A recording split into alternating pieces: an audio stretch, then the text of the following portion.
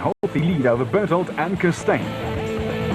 With the Harpers ready to pick up the pieces should anyone in front falter, the Absa Off-Road Championship continues.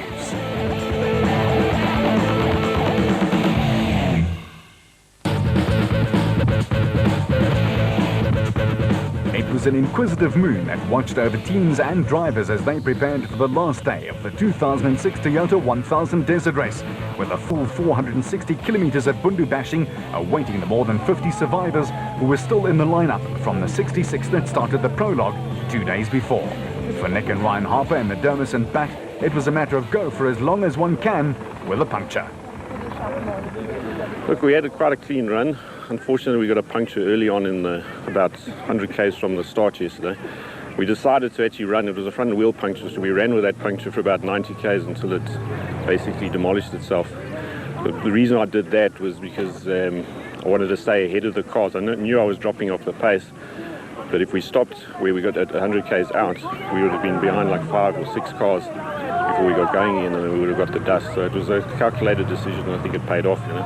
And that heavy overgrowth attributed to the unusually high rainfall that claimed victims everywhere. As for the navigators, the route was sketchily marked in places, thus the pressure was on for the map readers. Day 3, navigators worked to keep the car absolutely on the road. Yesterday was critical. There was a lot of places where you could go lost, and to keep the car on the road saved big time. Our car is not the fastest car of all the Class D cars, but keeping on the road brought us to the position where we are today.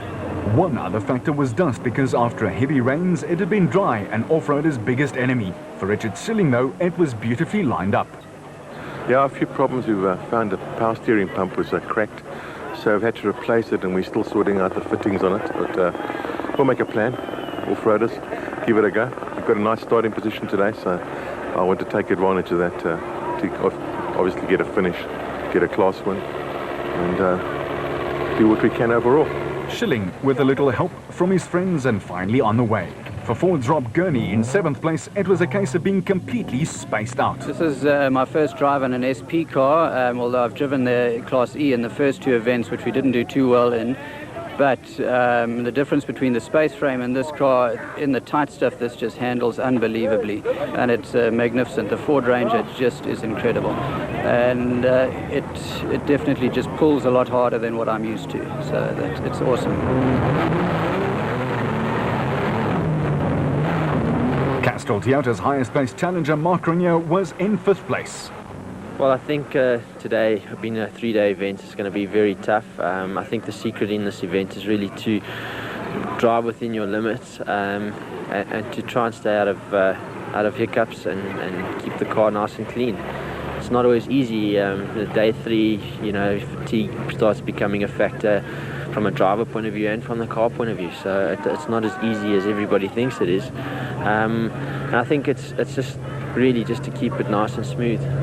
The start would be about the only place that the drivers would be able to keep it smooth though, and Hannes Grobler and Francois Jordan in the proudly South African Nissan Navara are the epitome of smooth.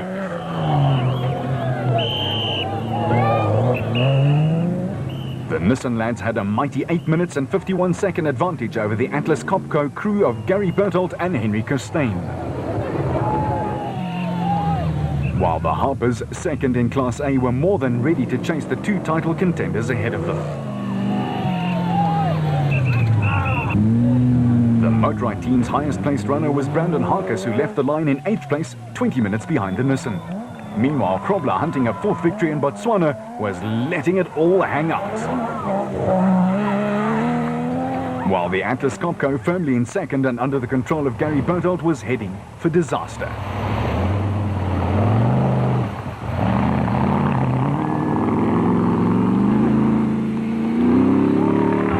At the water jump, the spectators had hopefully learned something.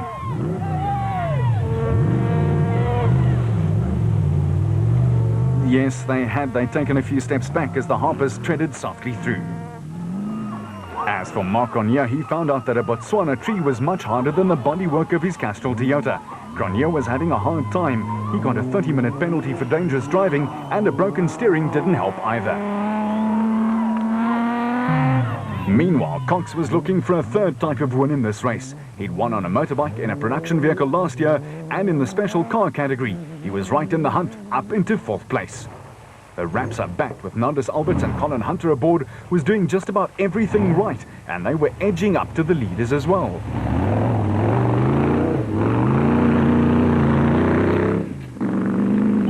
Rob Gurney, still enjoying his newfound love for the SP Ford Ranger, was still in the top 10, but they too would have some drama ahead of them. With a bulky fuel filter, for the spectators, it would be a long wash day.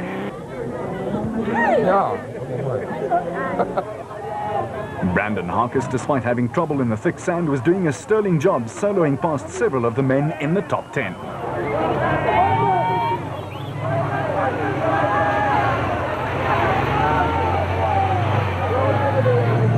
Schilling and Davies were going along steadily, but that power steering pump was still giving them trouble.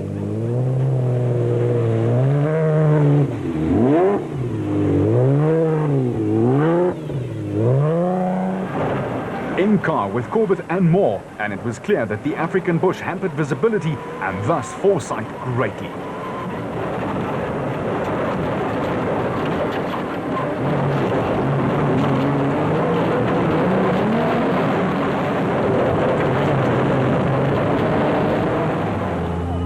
Cliff and Louis Weichelt's Bosel Toyota Hilux was the third of the sponsors' cars in the top 10, and they were going well. And being chased hard by Class D chasers Chris Visser and Jaapie Baardhorst in the Tyco Toyota. Schroeder, who was a lowly 21st after the prologue, had streaked through the field in his Ford Ranger, was up into 13th place and holding station.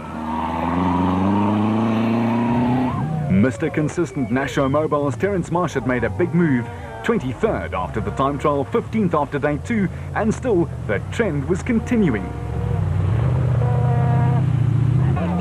Marcus Taylor and Mark de Chalane, though, were 16th after day 2, but they would slide back 20 places after some mechanical problems. Bevan Berthold and Robin Houghton were on the other side of that scale.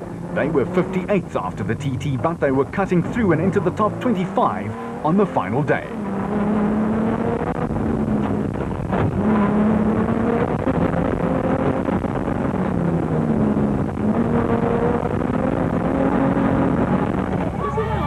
While the Bungees in the Jimco were weighing up their options, the Bowden Tyres service listener Thomas Rundle and Brian Roberts came streaking through. They would finish 43rd and 5th in class.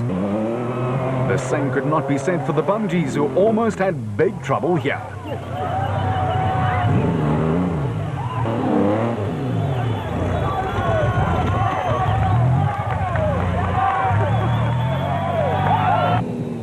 But no trouble for a free-flowing Hannes Grobler, who was opening up the taps. And the Atlas Copco bat with Bevan Berthold and co-driver Henry Costain was still in the running, but not for long. The Harpers were still firmly ensconced in 3rd, with Cox chasing as hard as he could get the Motorite bat to go.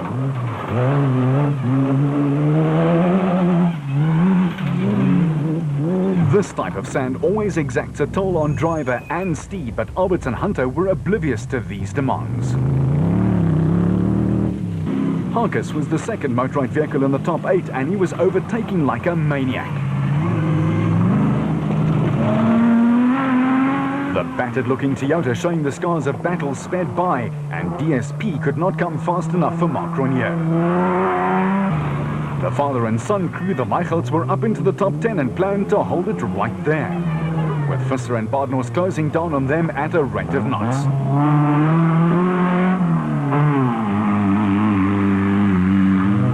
The De Brains, Hichu and Jaap were also on a mission in their Toyota Hilux, and they were up from 14th place after day 2, a fine drive. Meanwhile, Corbett and Moore went bundu bashing.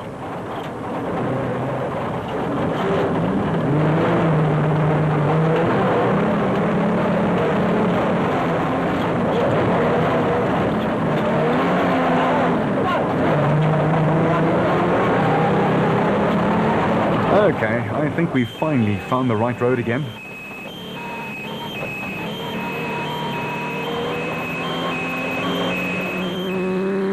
The Plastotech team, despite their technical problems, were flying along, but Schilling knew that he could not push quite as hard as he wanted to. One of the drives of the final day, though, went to Karl-Heinz Solwald and Mannekes Helberg, who were 6 places to the better and still climbing. They were 20th overnight. In Class E, another Mr. Consistent Manfred Schroeder in the Ford Ranger was inching his way up the overall standings. As usual, he took few chances and reaped the fruits thereof. His teammates Woolridge and Schulthammer were coming back from the grave. After being 43rd overnight, they were steaming back to a top 25 place. Their 4x4 was certainly back and in fine working order. The locals also got their money's worth as the battle between Jannie Visser and another former SA champ Duncan Vos in the Nissan Navara raged on.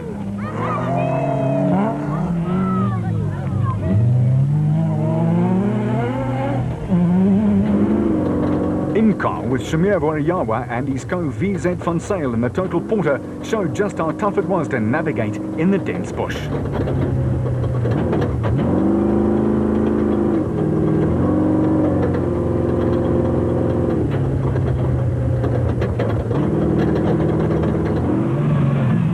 Andre Duplessis and their BB Auto Nissan hardbody making up a few places and inching their way into the top 15. The second Nashua Mobile back with Archie Rutherford and Craig Doubtfire was also still firmly installed into the top 20, and they were a model of solid driving. Gurney and Steinbank in their Big Ford Ranger were relegated to a place outside the top 10 after being 7th overnight. And the Toyota flag was kept flying by Berthold and Houghton, who were up into 3rd in the new SP class, but they were a long way back.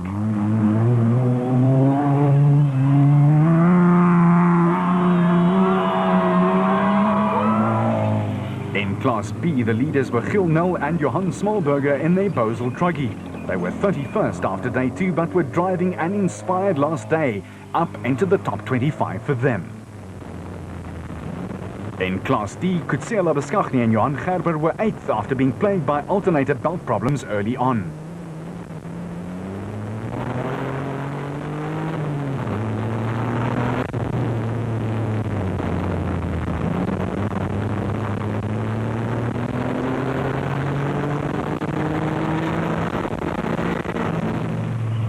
Former trackman Fabio Tafani and his co-driver Michael Barron were going along well and were 4th in Class E, their best drive of the 06 season.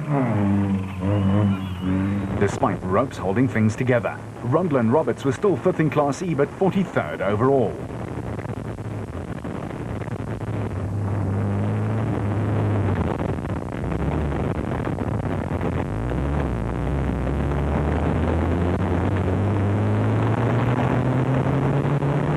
But the man they were all chasing, Hannes Schrobler, had complete control, not only over his car but also the rest of the field. They were more than 10 minutes up at the designated service point.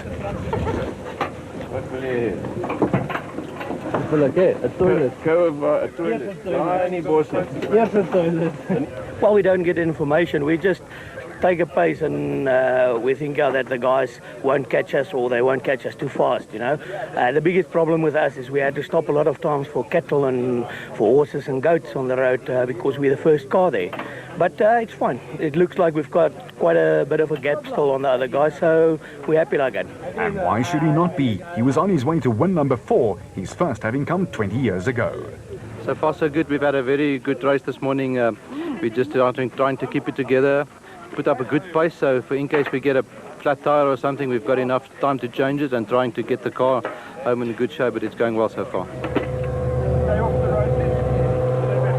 Get that one off. The Atlas Copco outfit with Berthold and Costain aboard were holding it together, but their bad luck was unfortunately still ahead of them. It was excellent. We had a very good run up till here. It's busy there. Well, my driver is busy. I mean, it's tough. Some places are very tight. And I think our luck is changing as well. We had problems in Darling, obvious in the sugar belt as well. But now it seems that everything is coming together and start working for us.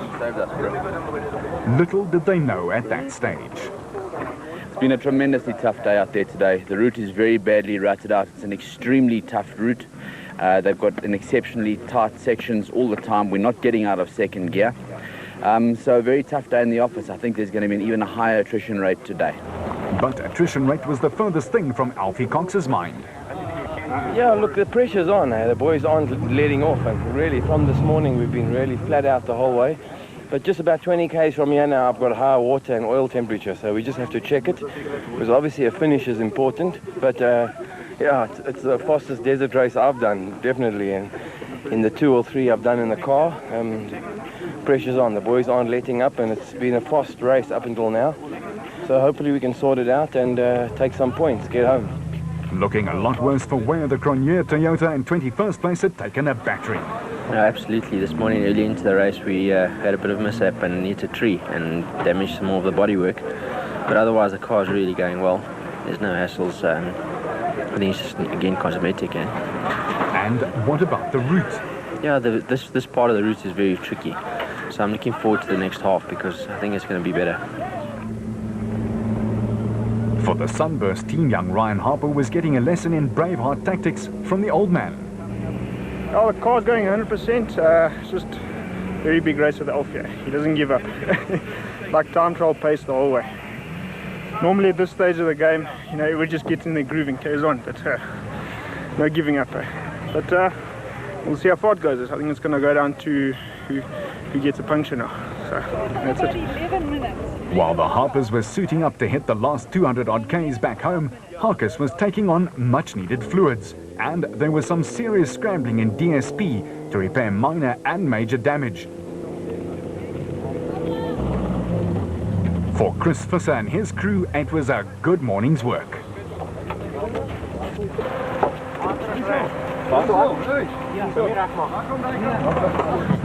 Chris, you've managed to make up a few places. Yeah, this morning when we started, the first 100 kilometers was just dust again, and luckily we caught the guys. So 1 or 2 guys were slotted, so luckily we got in front. So it was clean roads from like 80 k's from there. Jaap de Bruin in the Castrol Toyota also had a better third day at the office. Vandaag het dit beter gegaan as gister. Ons is 'n bietjie hier in die digte bos, het een van die specials is 'n bietjie opgehou, maar verder is dit doodreg. Baie voorspoedig sover. En die route nou huis toe? Ja, wel, ons sal nou maar sien. Kyk, nou sit almal het nou net een ding in hulle kop om dis om te wen. So jy weet hier vanaf van die, maar ek was er nog nooit in enige kompetisie waarin die mense so gejaag het soos met hierdie een. Jy weet, dit is ongelooflik die spoed wat die ouens handhaaf met hierdie voertuie. Hey.